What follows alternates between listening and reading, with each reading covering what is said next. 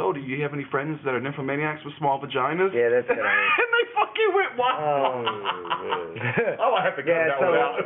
Influencers, like Mike is definitely an influencer. Yeah.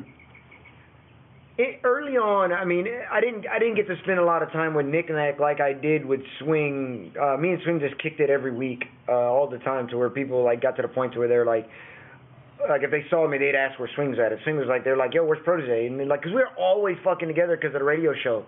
Swing had a radio show.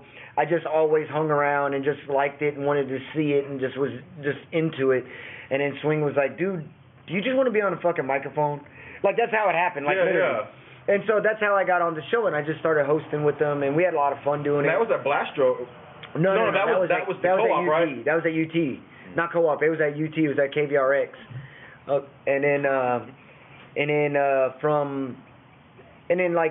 with like in Knick-Knack's case, he was just a guy that I kind of thought was like the god. Like, he was like the end-all be-all DJ in Austin for me, because Nick was so versatile, but he was really clean. Even to this day, man. Like, if you watch his scratch videos, hand control. He moves so like, prestigious, bro. Like, it's beautiful. I don't mean to say this in any bad way. His hand, like his skills, exudes radiance, bro. If that makes sense. He makes it look sophisticated, bro. He has a very like almost jazz like tempo and poetic is what it is. Yeah, it's a very open format type of cutting. And everything he does is very clean. His albums, like one of my favorites. You know, Mustard Seeds, and then his scratch records, and I mean, he's released a few albums that are super impressive. I think my favorite instrumental album from him would be Broken Silence. Yeah, that's my personal favorite from him. I mean, there's a bunch of stuff, because he even has stuff with the League and everybody. I mean, he does production. Well, that too, and then he has records with Babu Bakes, and then he also has what was Pharoah Monch's group that he was with before he went solo? Was he part of a group? Yeah, it was something Poets. Is it like the Dead Poets or some shit like that? No, it was an oxymoron was the name. It was like a weird. It was a Organized Confusion. So and that was Pharoah Monch. He was with the group before he went solo, and Nick had records with them back in the day. Damn. He released 12 inches then. Damn. Yeah. So like, he was killing it then. So for those who don't know, for those who are actively especially in Austin, pressing up vinyl like it's new. Oh, Knick-Knack in my eyes is the guy started. He's the innovator for Austin with vinyl. Well, I do take that back. Brother K and Brother K. But wait, no, because Brother K was part of a rap group that Big J was a part of, and there was another. I forgot the name. But they had an ill-ass rap group, and they released vinyl, too. I don't know who did it first. And T-Double has vinyl as well. T-Double's, in the beginning, signed to Good Vibe. I used to DJ for T-Double and did a lot of shows with T-Double. Did Babu ever do vinyl? Did he ever? Yeah, well, Babu kind of came out with the Knick-Knack, on the Knick-Knack vinyl. So, okay, when he did Create and Hustle, was it on vinyl? Yeah. It was on vinyl? I think it was on vinyl. Knick-Knack, if you're listening... I want a copy of that. I think there was a single on vinyl. I can't remember. It's been a while. So it's crazy. I mean, you're talking 20 years. This has been a fucking while. So just this recent South by, we ran into Knick-Knack at the Scratch Bastard Slab Barbecue event. Yeah. See, I wish I could have gone. I wanted to go so bad. You're on your corporate ship, but you gotta get them bags. What do you call it? So I ran in. Makes it sound so cool. So I ran into Nick. I get bags. First thing Nick does, we ran into each other in the bathroom. And I was washing my hands at the sink. He walks in. He was like right next to me when he walked past me, and I was like, "Chill out, bro. They don't step on my shoes like X-Man used to do." You remember X-Man? He used to hang. So he used to always step on my shoes. Shout out to Xavier. Yeah, Xavier. What up, baby? X-Man. And then so he goes, no, he goes, I'm the new X move. You know what I'm saying? So anyway. He knew what you were talking about. Yeah, so we were talking a little bit about the podcast. In the bathroom? No. We made it out the bathroom. I thought you were shaking it. No, we made it out the bathroom. Still in the same stall. He's like, hey, can I get your trickle? So let me get that for you. So we met outside of the bathroom, and then I had that first thing he does is he looks at my shoes, and I had the custom red dunks, the Culture Shocks. Yeah. And he's like, those are fucking ill. He's like, I've never seen that colorway. So I showed him the tongues. One says Culture, one says Shocked. So he was recording that. for his Snap or the Instagram stories. Oh, he was on the gram? Yeah, so I was just like, so he was on the gram. Yeah, so if he's already got his camera out, like this is the best time for me to do this. So I pulled out my phone, put the camera towards my face or whatever, and in the bathroom. No, dude. And got him on video, saying he's going to be on Culture Shocks Radio. I did see that post. Okay, so this is where I'm getting to. I thought that was the most animated I've ever seen Nick Nack in a video. Yeah, he was my man. Because he was like, Nick Nack, Culture Shocks Radio, I'm going to be there. I'm like, how many beers does Nick have? How many beers does Nick have? Later on, he was walking around kind of like with the grills on his face. Like, he's like, oh, hell, Nick's already feeling himself. I'm better than half these motherfuckers out here. So, Nick don't think like that. No, he doesn't. So I posted it maybe a day or two later, and the same day I posted it, I get a text from Mr. Demo Carlito himself, and he's just like, yo, he's like, fam, he's like, with that Nick Nack joint, he's like, you better go hard, bro. He goes, if you're not on your game on that one, he's like, I can't fuck with you. You know what I'm saying? I was just like, well, when I called Fetty and I heard Protege was going to be on the podcast, I was like, you better be on your game. And shout out to him and his, what is the podcast? Just like the House Husbands, or what is it? Oh, yeah. Yeah, the House Husbands podcast. Yeah, House Husbands podcast with Demo. Shout out to the Waxaholics. We'd love to get you back for another episode on season 2. Okay, just to finish. Why are we talking about that? We're talking about Protege here, okay? Well, no. We're talking about Nick Nack, and it kind of, we don't play into all of that. So I won't let you down, Demo. I will not let you down, okay? Just you. And I've always had a really good relationship with Nick, and that's why, even though I haven't kicked it with him and played poker, because I know they do a poker night and shit like that, I'm not into it, first off.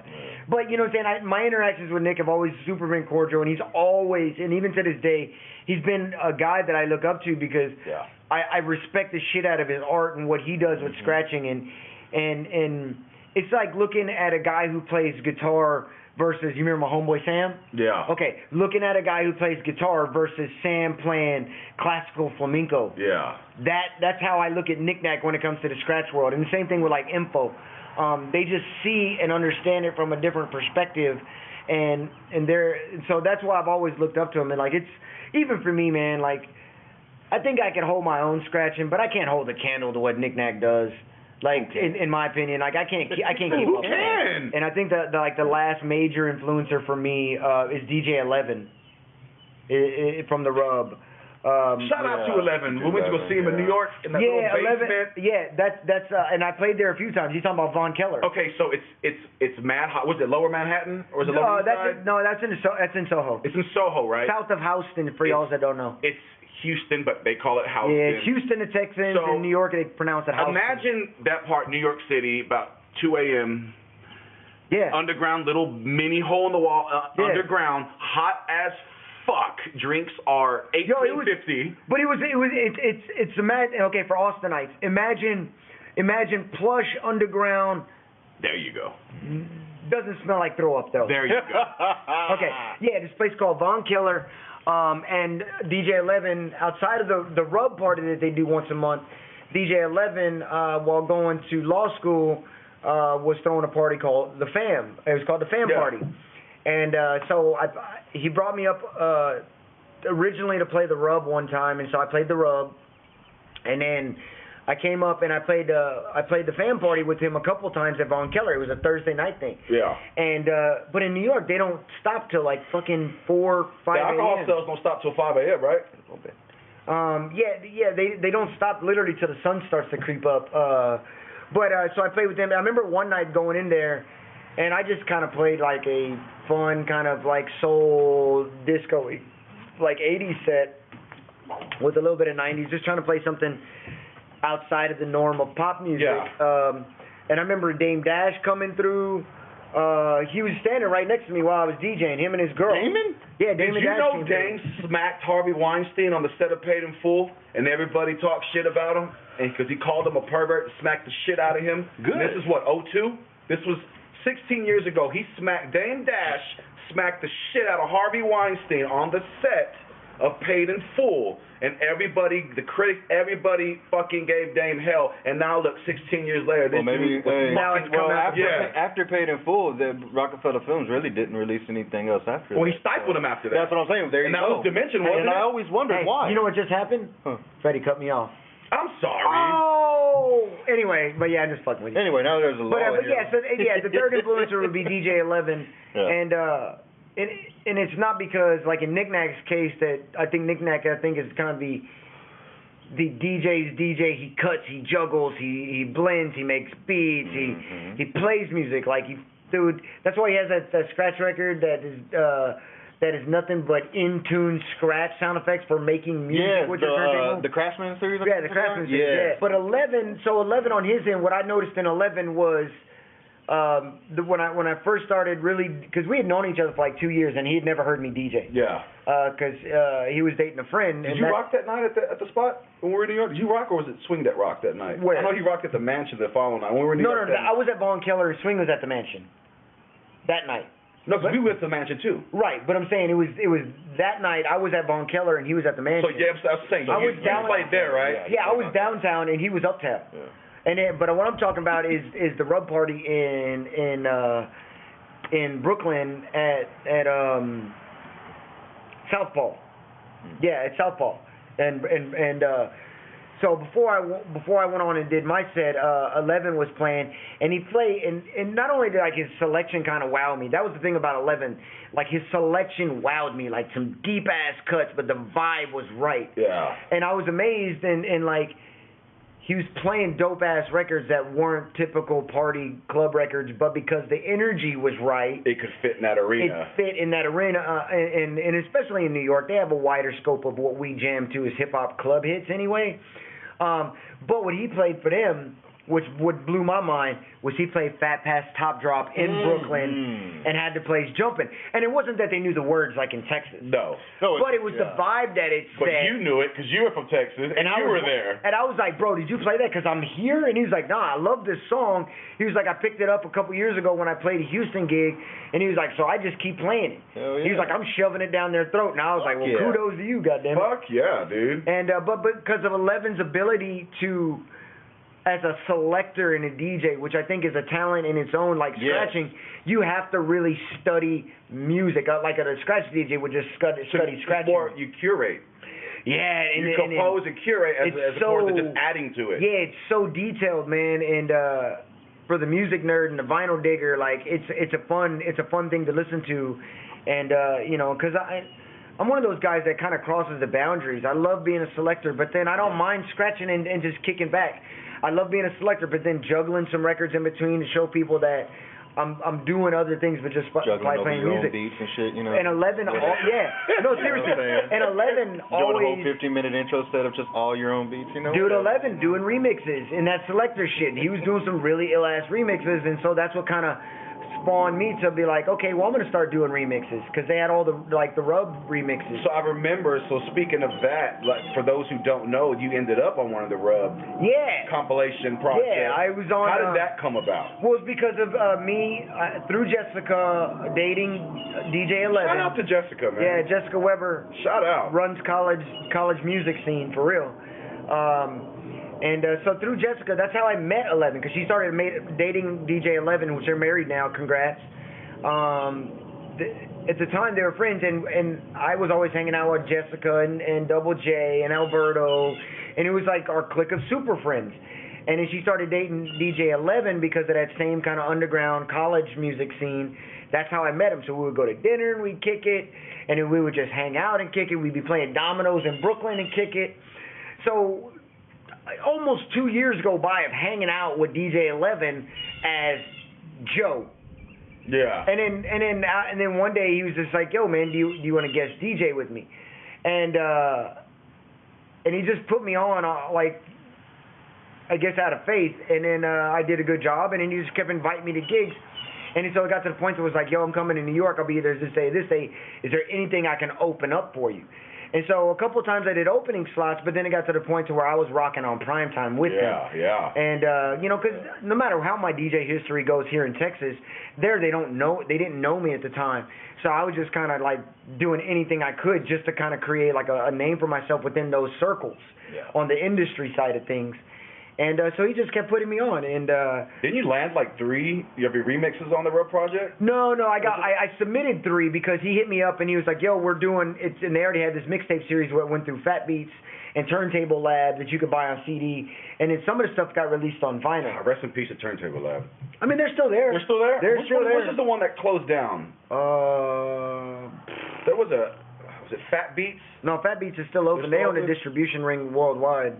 They own it's like a full-on distribution record label now and a retail store. But so he asked me, he called me up and he was like, hey, we're doing this. We're looking for people to submit stuff. I know you do remixes. Shout out to Knick Knack again because at the time he owned Gigacrate, and I was blasting the remix packs. I started putting out remixes instead of just doing like a bootleg here and there. I started putting them out in bundles, and I coined the frame remix pack, and I did artwork, and I gave it to Knick Knack, and I was like, yo, what would you charge me to put this out? Because I know that like labels had to pay for that stuff. And I was like, what would you charge to put it out through Gigacrate? And I just want to supply remixes as a supplier. I'll make sure you get it exclusively for the first 30 days before I ever put it on a SoundCloud, before I ever put it on other remix websites. And Nick was like, dude, you're homie, you're fam, I got you. Just give it to me, I'll get it posted. Him and Knick Knack, because Swing was working with Nick on that at the time. So between those two guys showing me love, I just started putting out my remix packs through them, doing like 5 remixes at a time. Minimum 5. That was the rule. Minimum 5 for me. Every month I did it. And I ended up getting the remix pack like 23 eventually. But because I was DJing with 11 and he saw the work that I was putting in, he called me up and was just like, hey, how could you? He was like, do you have anything that you would want to submit for It's the Remix pack? It's the motherfucking Remix Volume 3. This mix series that they did. And this is at the time when they were sponsored by like Scion, when Scion was doing a lot of mixtapes and stuff. And they were distributing these things through, like the actual CDs you could buy through Turntable Lab and Fat Beats. I submitted 3 remixes, and the one that came out, because he told me the criteria. He was like, specifically in this segment, we're looking for something boom bap-ish, but maybe with a modern twist. Yeah. How, I don't know if you have anything that fits in that realm, or maybe want to make something and submit it. Of course, I already had shit on deck. So I submitted a couple things, and the one that they picked up was the break record from Biggie and Diddy. What is that? We Ain't Going Nowhere, but it breaks down and has that piano break kind of midstream and then cuts back to the regular beat. So I sampled the original break that they used and made a beat with it, and then I took the vocals from that silly ass like line dance song, do the Ricky Bobby. Yeah. And so I took that Ricky Bobby. I forgot even know who the artist was at this point. But I took that vocal and remixed it on that sample that I reproduced using that same break, and then added my drums to it, and I submitted as one of the 3, and they picked that up for this to remix Volume 3. So like literally like my track was next to I think it went next to A-Track. Oh, nice. So like there was big dudes on it, and I just happened to be like the up and comer unknown dude, and I was featured on the same thing as Craze and A-Track and and some of these other guys like I think Morrissey had a remix on there. Of course, 11 and Ayers had remix on there. I think Cosmo Baker had a remix on there because he was still with the Rub at the time. There was a lot of like New York guys that were on it because that was in their circle. But then there was a lot of other guys like the A-Track, who's now in Brooklyn. But is originally from, I think, Canada. And I don't know if Clever had anything on there at the time. But that's how I got it, was because I was putting in work on the front with Gigacrate and putting out remixes. And then I was DJing with 11 in New York, and so he thought of me like, hey, would you have something you submit? Maybe it'll work, maybe it won't. Yeah. And I just happened to get selected. So that's how that panned out. Oh, yeah. But that was a good look. And it's still kind of humble, bragging rights. I'm pretty proud that I was on that. Hell yeah. Fuck, dude, I would ate shit when I saw that, dude. Well, looking back on it, I feel like I was paying dues, and I was willing to do almost anything provided that it had a momentum and had a buzz to it. I just didn't want to do the Homies Down the Street mixtape if it wasn't doing shit. Right. It wasn't that I was hating on that. I was bigger than that. I was looking at ways to advance myself. You want your music to be heard. Right, and I was trying to get as many avenues as I could to be heard outside of Austin. Yeah. And the big way I did that was every remix I ever put out, whether it was GigaCrate or SoundCloud, was absolutely free to download. Yeah.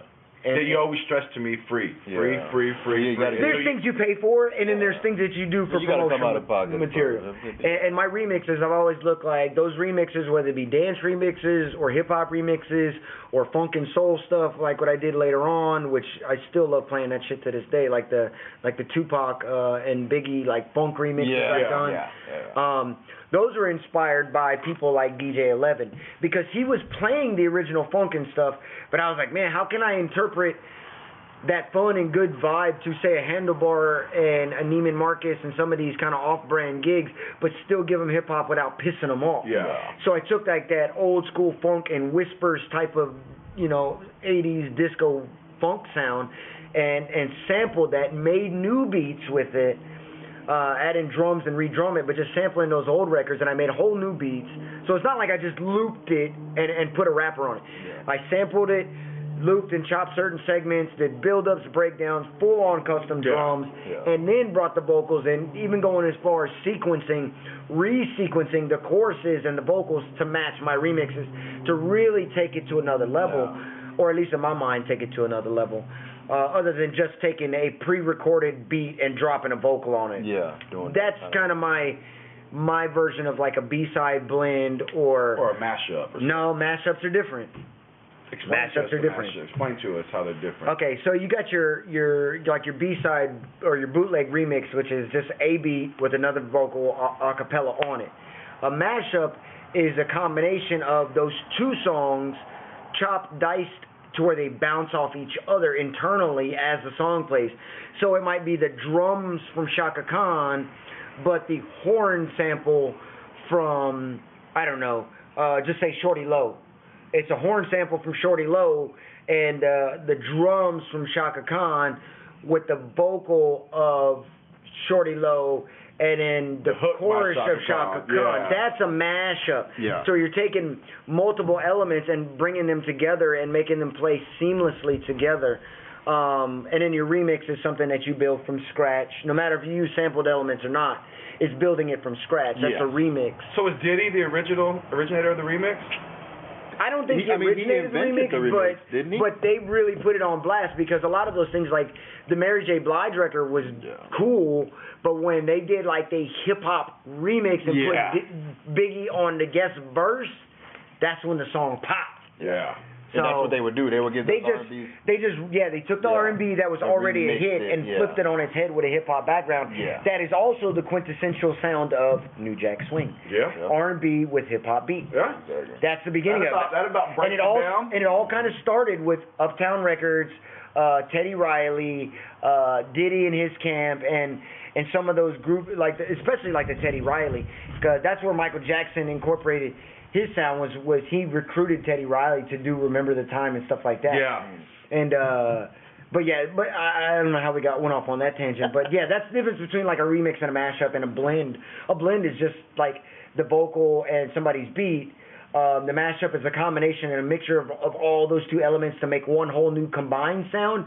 That's how you get a Pitbull on a Stevie Wonder record. Stevie Wonder singing, and then Pitbull does the chorus, and vice versa.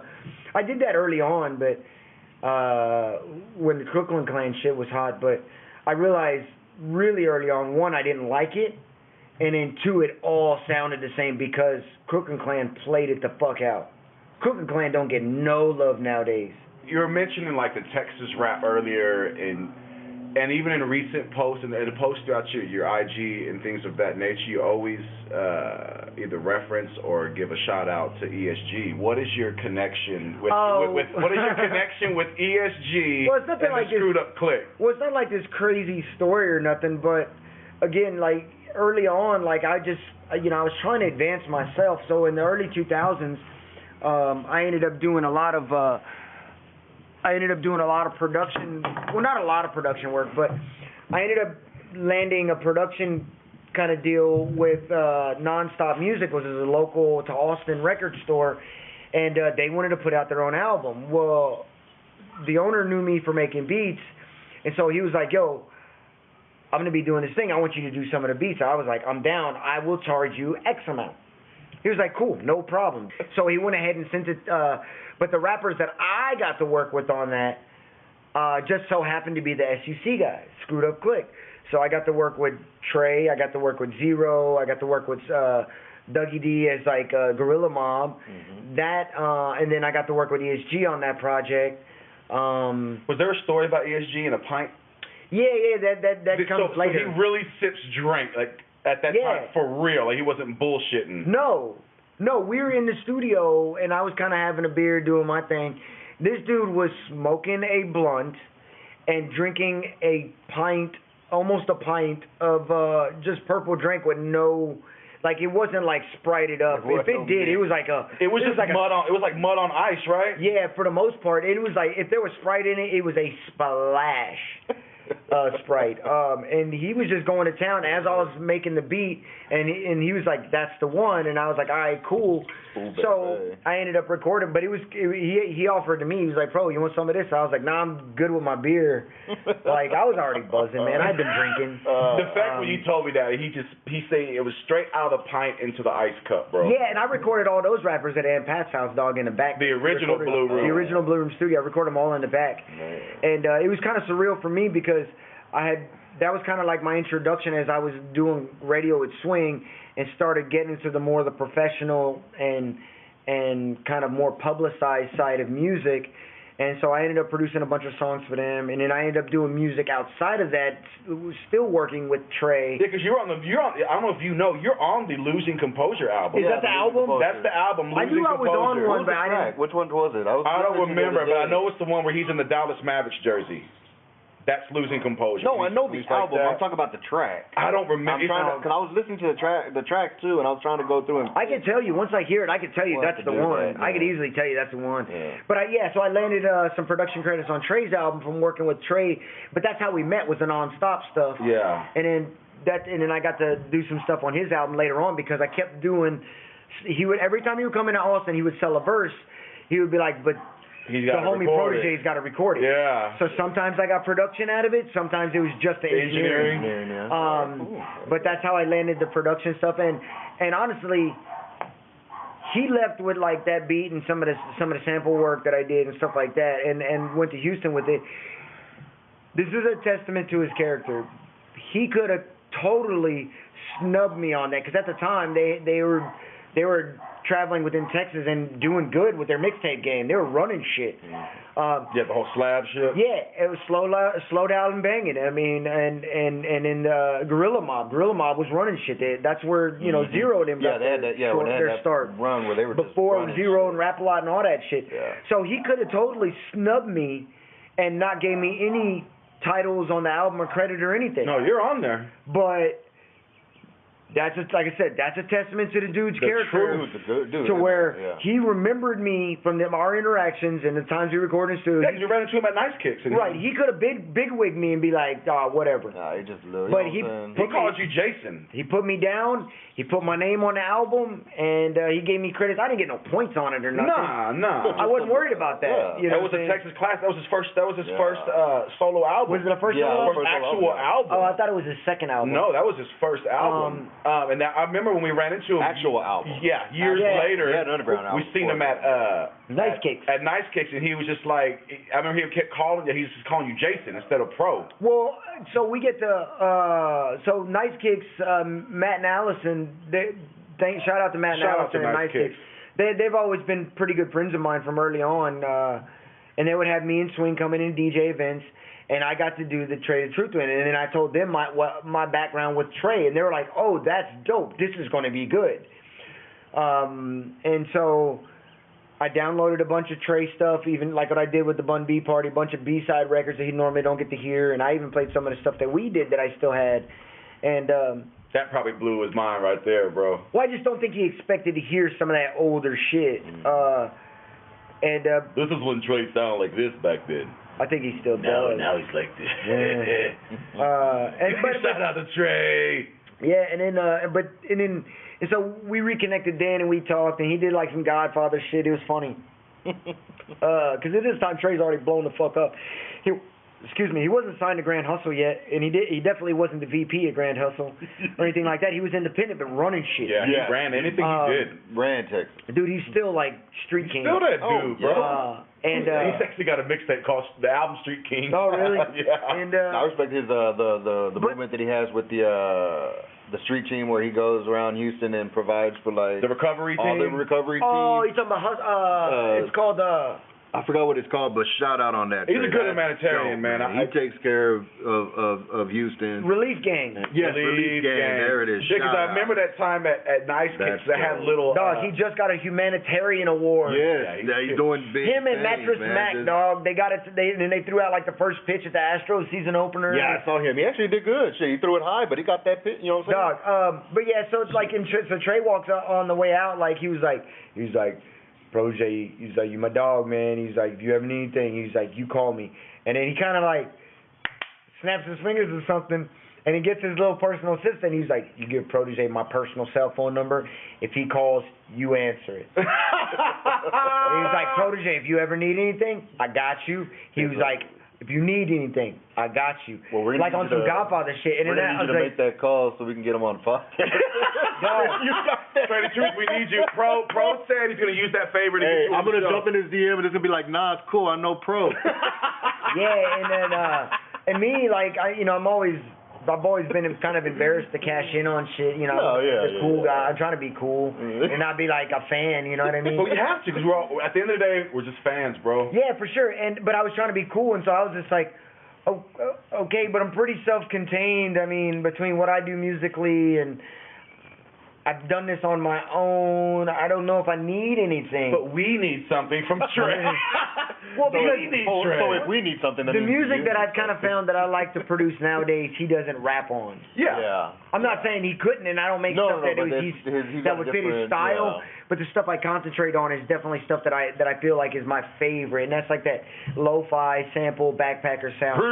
Speaking on that, what is like rest in peace, Sean Price. Yeah, I'm a Sean Price What are fan. some of like your influences as far as like production? Like who influenced your production style? You got a very diverse. Yeah, man, it's so different. Style, but like because what are some of your favorites?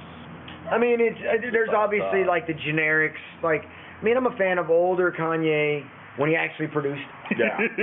And not got S1 to make power. Shout out to S1. That dude is real, man. I love his beats. Yeah. I mean, that's obvious. But then it goes back even further. Like, the reason why I've always liked Dr. Dre from the beginning, and I recognized this early on, was within his samples, if you break it down, like say for G Thing, it literally is like one sample, just a rip, filtered twice. Yeah. Like for you the most showing part. me this shit. Yeah, so he has the bass line sample, which is the bass guitar, filtering it out. Mm-hmm. Then he has the lead sample, which is everything else. But then the only thing that they, and then it has the synthesizer for the chorus. I think that they might have, that's in the original. But he added pretty minimal stuff. But what's impressive to it is how big that beat is for G Thing.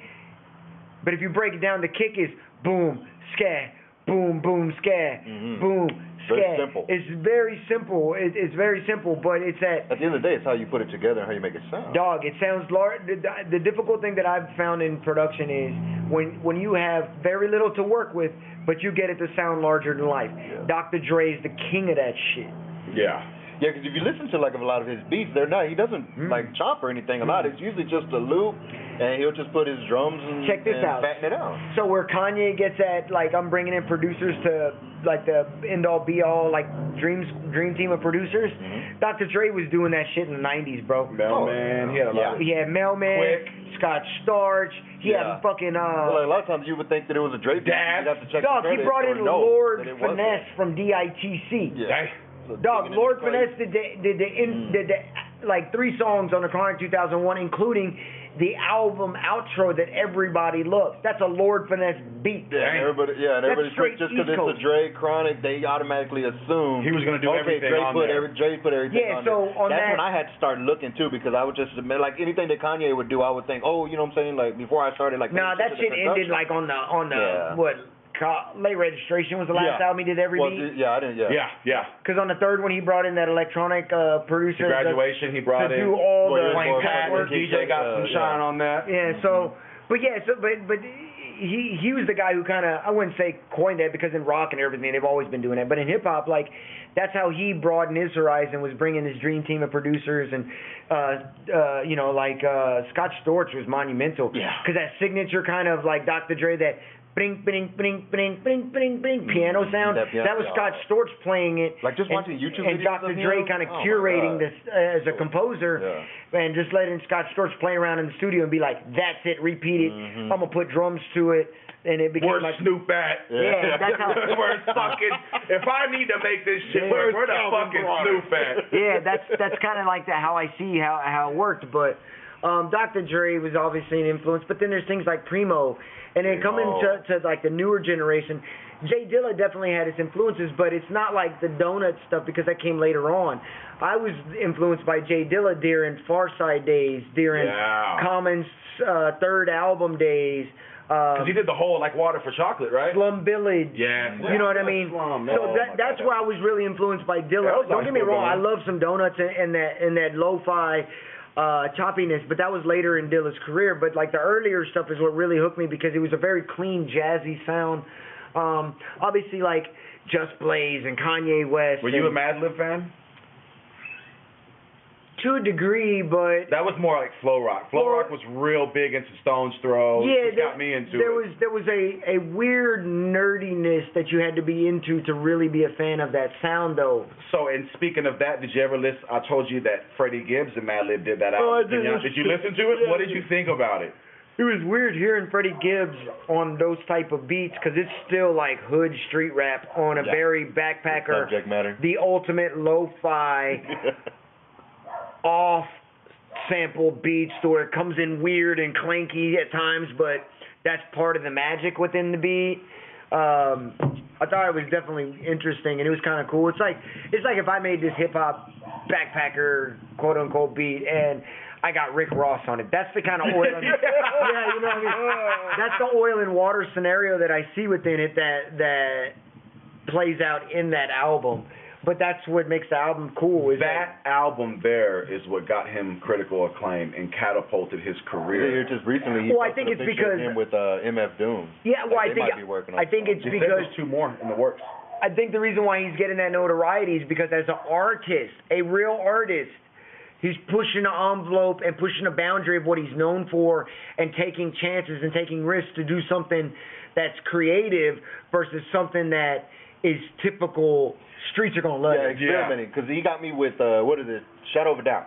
Shadow of a Doubt. That's when he really won me over. As far as like, I mean, I was a fan with ESGN because it's a good sound and he's got that hood stuff. But on that Shadow of a Doubt, he started experimenting more with more the harmonizing. He did the Careless. George Michael's, the Careless sample where he's actually singing on the hook, and I'm like. Yeah, that's dope. It's not just no more street shit. It's also he's doing like switching up his style, and it's very good. So getting and closing out. So I Am Pro is the name of the debut instrumental album.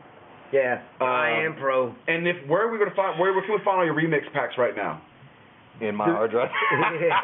No, because I got kicked off SoundCloud when they really started cutting down on copyright stuff and getting we've got unlimited space on our audio Mac pack. I have them hidden on MediaFire. So you're willing to give them the link? Yeah, man. Just if we hosted me up and said you would like them. Like, I appreciate the love, and like I've even I'll send you whatever. Like, I don't mind sharing, man. Like. Don't get me wrong, like, I may keep something close to the chest for a week and be like, it's exclusive for me, but ultimately I made it so people will play it and enjoy it. It's music, you make it for... Yeah, I mean, and I get a kick out of when, like I fuck with QD, like, that's my boy, shout out to QD, but, like, he has because he has all my remixes, and he has stuff that I've never even released, because he's the homie, and I'll give him stuff that only I have, and so he has a crate, and so he references as the DJ Protege crate in Serato, so I have a picture of that, and I fuck with him, saying, like... Just go to the Protege crate. Like, I was like, oh, you want to play a remix? Holla at QD first. Yeah. You know what I mean? So, and so hey, straight up, I have a QD crate because he kills it on, like, 90s and 2000s edit. So it's not, you know what I'm saying? It's not like I pick at him, but it's dope, and it's definitely flattering to see that stuff. And one of your remixes, like my favorite one that you've done, done, and I play it all the time, like out, and people like when I'm just like listening to it, and people always ask about it. Is the Selena Bumble Floor Twerk remix? Yeah. How are you feeling about this like Selena wave here in the city? That was dope. Well, I feel like it's definitely like the second wave because, I mean, I was doing this shit, and I'm not saying I started it by any means. No. But okay, when did I do the Red Bull 3-style battle? 2012? Okay, so that was 6 years ago, almost 7 years ago now. I battled and played Selena in the 3-style battle then. I remember. I was there. I fractured my elbow. Because it was a regular party night thing for me at Handlebar and the Park. I would play those records because I was getting pressured not to play so much hip-hop, so I had to get creative. And I just felt like the timing was right because it was what I grew up with, going to quinceañeras. So I figured, like, if I'm this old and I know it, then me? and the people drinking are the people are drinking are my age. Yeah. I was like, they got it. So I just started playing it. And I'm not saying I originated it or nothing like that. I'm not trying to take credit for it. Now I'm going to go ahead and say you did originate it. But in 11 and 12 is when I was playing it, and that's what led to me to battle with it at the 3-style battle. Trying to meet that criteria of the original 3-style battle was 3 genres at a minimum within your set. So I almost feel, and this isn't. I don't even play it no more because I feel for me it's been played out. It's ran its course, right? So and I feel like it's very Saturday night.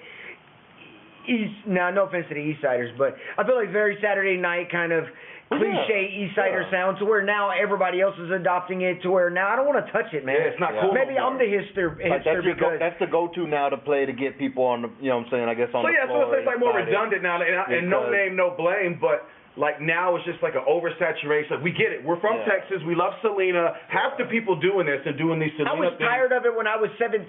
There you go. In 95 before she died, I was tired. Right, and so I got tired of it. Never listened to it again until like 2010 probably 2010 is when I probably started injecting it and see if it would actually work. And I did it so like fuck it. I made clear the dance floor. I made pack the dance floor. I won't know till I tried it. And it worked, so I just kept going with it. So I remember every time you would play something, you would go like, watch. You would point out like a group of girls like at the park. They're standing there. You're like, watch. I'm gonna get them up real quick, and you just drop that on, and right away. Because I wasn't just playing Selena either. No. I was playing Cumbia Kings. I was playing what's like a whole Latin thing. Yeah, what's J-Lo's ex-husband's name? Mark Anthony. I was playing Mark Anthony. Yeah. So I was playing a lot of stuff. Selena just happened to be in that bag because we're in Texas. Yeah. So I just think like now it's like the safety net go-to thing. Of course we got Cinco de Mayo always coming up. I don't play it honestly. I'm not saying you, but there are other people and another groups of people who are doing these events, and I mean, I'm a fan of Selena, obviously, but I'm just not a fan of the oversaturation and it kind of getting played out, and the fact that a lot of these people, A, didn't come from that era, B, didn't come from that culture. Like you can't tell me it's like you can't preach Tex-Mex to me and not live from that, but not be from that culture and experience it. Right. Like don't tell me about what I grew up with. Yeah, don't inform me on what I grew up with. Yeah, you're from the suburbs of Westlake. You're not Hispanic, but you're gonna shove Selena down my throat. Like we don't know the whole history of Selena Quintanilla. Like we don't know. It's only because we grew up with it, and I think we're potentially a little jaded because we were there when it was happening firsthand. We're not fans as today. We're fans from when she was actually traveling and performing at the rodeo. I remember going to the rodeos as a kid, and my mom and my aunts fangirling over this shit. And we're just sitting there like, it's kind of like the safety net. Like anybody who listens to we went to the Dono Awards out there. Anybody who listens to Screw, you can tell a real screwhead from a fake screwhead. Because if you ask them what's the song that got them into Screw, 99% of the time, a non-screwhead is going to tell you June 27th. No, it's so bar for that. But that's the safety net is June. As long as you can date it to 96. That's the most well-known one. Think about it. For me, that's why it was so important for me to get that Still Afloat on vinyl because that was something that for me that was big back then, and like I had it on cassette back then, bro. Yeah. And then like mine was a mix of Down South Hustlers when he put the Mine Went Blank remix. Yeah. And then it transitioned into the 3 in the Morning album.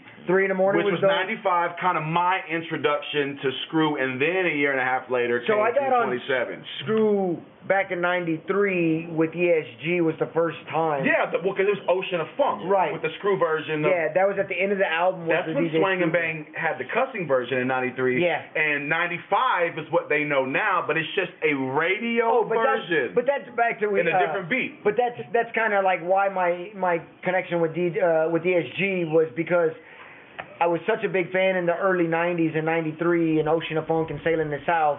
And then when I got a chance to work with them, I was kind of like in the studio, kind of bug-eyed, but trying to be cool. Yeah. Like, oh my God, he's talking to me. Yeah. And then I got to work with him, Yeah, so 10 years, not exactly 10 years later. It was more like 8 years later. I actually got to work with him and record with him and produce for him. So that was kind of like a bug-eyed instance for me. But I had met him before that. Producing for Big D, local artist. Yeah. And me and Big D opened for him, and that's how I met him because we opened at his show. And then so when the Nonstop came in, because producing for Big D, they were like, "Oh, you produce for Big D, we won't get you to do some beats." And it just so happened they paired me up with ESG. So tell me if this is true. Is it true you got the money from Nonstop from doing the beats and the engineering? You took the money and went on vacation to Hawaii? Is that the correct? But I did the work. I didn't steal the money. No. You're making it sound like I stole the money. I ran on one plug. He's like, I got the bag and I didn't give him shit. No. Like most people get the bag. That's one thing Protege does is he fulfills. No, it's not like most people get the bag and do other shit like this. He went and got the bag, did his work, got the bag. And I peaced out for 2 weeks. Yeah, he went out to Hawaii for 2 weeks. Yeah. Fuck y'all. Yeah, my brother at the time was living in Hawaii. He had a house. Chris was living in Hawaii. So I took the money, and then, I'm just being honest, like, me and my now wife, girlfriend had broke up at the time. And I was like, well, I don't have shit going on. I just came into like a lump of money. What am I going to do? And I was like, well, I could stay for free in Hawaii. All I got to do is buy a plane ticket. So that's what I did. Yeah. So I didn't have a girlfriend. I didn't go out there like wild and out acting crazy. I did go out to the clubs and stuff and have fun with my brother. But, I went out there and was just like, fuck it. I ain't got nothing else going on. Yeah. I at the time, I had slowed down on DJing because I was concentrating on production because I was doing all those beats for the Houston rappers, and then I was doing a lot of local rapper stuff, and then I was doing your stuff. And so I was busy doing that. And I only DJ'd maybe once a week, so I kind of just took off with, and I used the money to go to Hawaii, and I just fucking kicked it for a couple weeks. It was dope. It was dope. He goes, I didn't steal the money, dog. I put the work in. No, I did the work. I don't even know anybody that has a copy of that album. I do What was the name of that one? Nonstop Volume 1. Yeah, but they had a title though. Nonstop Volume 1, and there was like a. You know, we need to get a hold of Keith Corona. Probably has that fucking. Yeah. Shout out to Keith Corona. We need to get you on here live from 78745. Doc was on that album. Doc was on it. We need to holler at Doc. Doc is so hard to get a hold of. Was Eddie D on that album? I believe so. I remember that. I was a bunch of they had like local rappers. Right, and then like more regional rappers. Yeah, because it was local, and that's how I got paid. That's how I got. It was Jesse who ran that whole thing, right? Nonstop was Jesse, the right? little Mexican dude. Yeah, I forgot what his name was. I'm not racist, fuckers. I'm Mexican too. Get over it. There you go. Audience gonna be mad. Like, this is so not PC. Why do they keep making fun of Mexicans? My last name is Hernandez. Put it on the fucking record. Because we're just three spics hanging out right now. Is it Hernandez? No, he's the spick. I'm the wetback. That's I'm the spick brother. So people are like, y'all brothers, how are you Mexican and he's Puerto Rican? We're like, we're just real close and know each other forever, so that's why we call each other brothers. I keep my worst enemy nearby. Either I'm gonna kill him one day or he's gonna kill me. So Superman likes kicking with Lex Luger. Get over it. Get over it. They go out for beers at the end of the day. And I'm so hip hop. I said Lex Luger, not Lex Luthor. There you go. It's like two titans on a mountain, just like but what were we at before? I lost track of. We're actually closing out, but we've been closing out for the last 30 minutes. But yeah, that's to finish up the ESG story, and I guess I don't know, man. Just I guess if we're gonna finish up, but that's kind of my introduction and the stuff, and we touch my influences, and did they touch? And I'm still DJing, but I've cut back to 2 days a week. I was doing 5. Not only going hard there for a minute, man. For years, bro. I mean, Slim did all the traveling with me when we did when I DJ for Jameson and went city to city. Yeah, I remember that. Which was fun.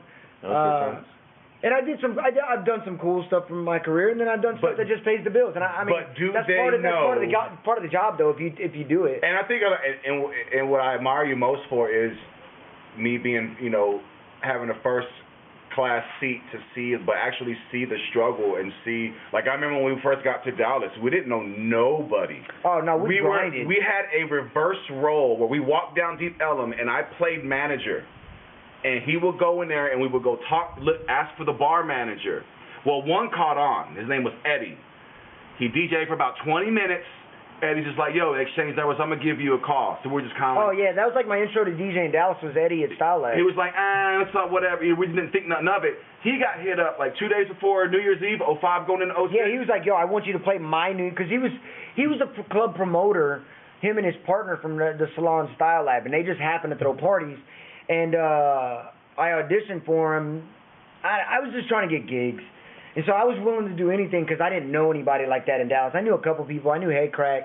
But at the time, me and Head Crack weren't like best friends. No, he was still an artist back at that point. Yeah, we weren't homies or best friends. We just knew each other through like Swing and Delano. And so I was just willing to I was trying to network. And so auditioning for Style Lab, and then I got it. And it was just like, he was like, yo, I want you to do New Year's Eve at my party. I'm doing it at this club called Drama Room.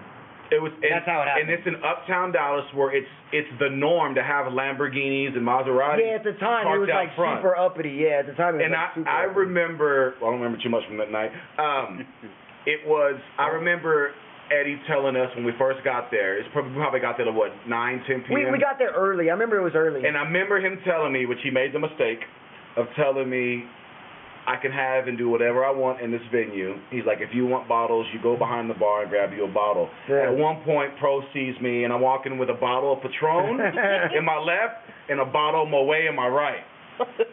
I'm fucking hammered. This is like 11:15. I'm sitting in the DJ booth with my head spinning, with my head in my lap. Hey, you notice this motherfucker got all fancy and with his pinky in the air. He didn't say Moet. He said Moet. Moet, yeah. So put that on the budget. So Lisa, shout out to Lisa, the wonderful Miss Hernandez. My wife's hip hop hands. She walked me to the car. She walked me to the car, set me in the front seat, and I passed out before countdown. I ain't too proud to beg. Man, these are those stories that like, look, I ain't too proud to tell a story. I threw up. Whatever, get over it. Oh, we get into that? When she pulled over on the side.